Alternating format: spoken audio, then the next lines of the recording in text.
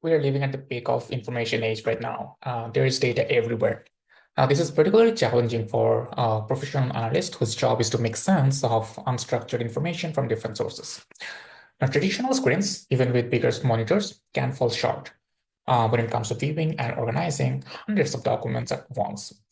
Immersive technology can address this space issue where users can interact with the data more spatially and naturally. Now, this immersive tech comes with the offer with meaningful semantic interaction with the data through gaze, speech, physical navigation, and even neural signals.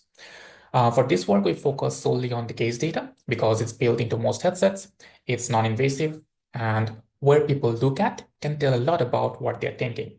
So the eyes are like a window to the mind. But how can we leverage this particular information in the sense-making process? To answer that question, we have to go back to the core idea of sense-making, which is a feedback loop with two main subloops. First one here is called foraging, where users explore the data, pick out what's useful, and ignore what's not. Here's where gaze becomes more useful. As users read, their gaze reveals what's interesting to them. We can use that to recommend more relevant information tailored to their specific needs. Then comes the synthesis process, where users piece together information from different sources to form a hypothesis. Gaze can help here too, by highlighting what truly matters and helping users focus their attention where it counts. So this is how it looks after applying and enhancing our immersive space with gaze-derived visual cues. Here, documents are colored based on their perceived interest, which we are calling global cues. And the visual links show the relationships between documents that we are calling local cues. Our research followed 4 studies. First, we ran a witness-subject study with 3 different levels of automation to explore how users feel about AI-driven support during sense-making tasks. In the second study, we introduced a gaze-based metric for information relevance, because there was no metric like that for sense-making datasets. Then we ran a study to test how well it can predict the user perceptions of the data. In the third study, we applied this metric to design and evaluate a recommendation engine. We tested and evaluated this recommendation engine with a between subject study with 2 conditions, one with recommendations and one without. The fourth study explored synthesis. Now the gaze cues are only as good as the person they collected from. So first we collected gaze data from an expert analyst to annotate the documents, then evaluated how those annotations helped other novice users to synthesize the mental model of the expert. And this was a between subject study.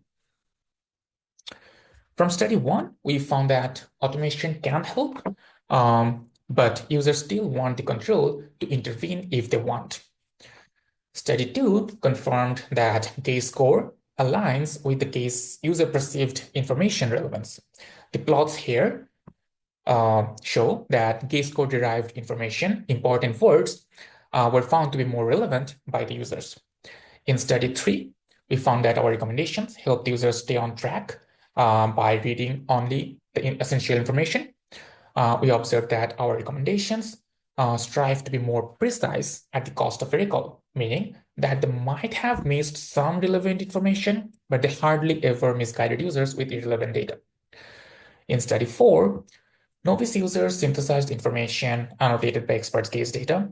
We found that global cues like overall importance helped users dig deeper into the experts' insights by following their mental model more closely, while the users used the local cues periodically to broaden their understanding of the data and find new complementary insights, such as intercluster relations. In both studies, users expressed the importance and necessity of providing appropriate rationales behind each gaze-derived suggestion, particularly for the local cues, since those suggestions were guiding users towards more complex parts of the sense-making. Overall, our work paves the way for using rich semantic interaction with eye gaze to enhance the overall sense-making process by targeting individually the foraging and synthesis steps. While many of our findings are transferable for other sensors, future research should focus on exploring the additional benefits that we can get from a wider range of sensor data in the immersive space. Thank you.